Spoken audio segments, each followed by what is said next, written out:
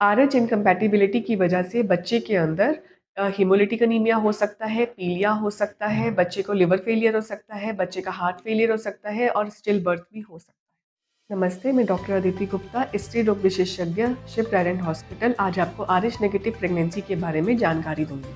Rhesus factor या RH factor लाल रक्त कोशिकाओं के भारी भाग पर पाया जाने वाला एक विशिष्ट प्रकार का प्रोटीन है। ये हमें है तो आप आरएच पॉजिटिव हैं, और अगर ये आपके शरीर में नहीं है तो आप आरएच नेगेटिव हैं। ये हमको विरासत में अपने जैविक माता पिता से मिलते हैं। 85% लोग आरएच पॉजिटिव होते हैं। गर्भावस्था के दौरान यदि आप आरएच नेगेटिव हैं और आपका बेबी आरएच पॉजिटिव है, तो ऐसे में बेबी को समस्याएं आ सकती हैं।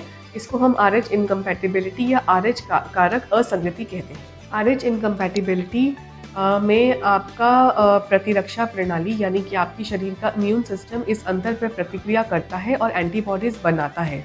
ये भ्रूण के लाल रक्त कोशिकाओं के ऊपर अटैक करता है, जिसको आपका शरीर बाहरी वस्तुएं समझता है। इसे हम आरएच सेंसिटाइजेशन कहते हैं। आपका गायनेकोलॉजिस्ट आपको इम्यूनोग्लोबुलिन इंजेक्शन, जिसे हम एंटी-डी या रोगम कहते हैं, इसे देकर इस प्रक्रिया को रोक सकता है। गर्भावस्था के दौरान आप अपने बेबी के साथ कोई भी रक्त साझा नहीं करती, पर कुछ स्थितियां होती हैं जिसमें माँ और बच्चे का रक्त का मिलन हो सकता है।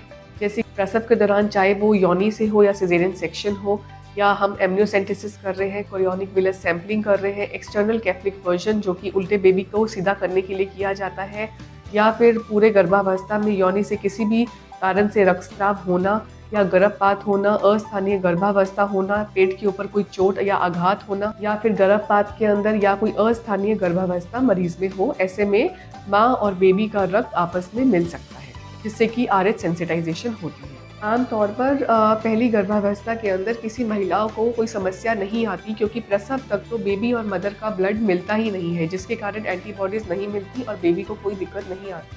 लेकिन दूसरी गर्भावस्था में बॉडीज एंटीबॉडी बनाना शुरू कर देता है, जो बेबी के लिए बहुत ही ज़्यादा रिस्की है, और इसको हम आरएच रोग कहते हैं, और ये बेबी के लिए जानलेवा भी हो सकता है। आरएच फैक्टर टेस्ट एक साधारण रक्त परीक्षण है जो हर गर्भवती महिला को पहली तिमाही में करवानी होती है। यदि गर्भवती महिला आरएच नेगेटिव है और उसका एंटीबॉडी स्क्रीनिंग टेस्ट भी नेगेटिव है, तो ऐसे में आपका गायनेकोलॉजिस्ट आपको एंटीबॉडीज बनने से रोकने के लिए इम्यूनोग्लोबुलिन इंजेक्शन देगा, जो कि एंटी-डी या फिर रोगम जिसे हम कहते हैं, जो कि आमतौर पर 28 हफ्ते पर दिया जाता है।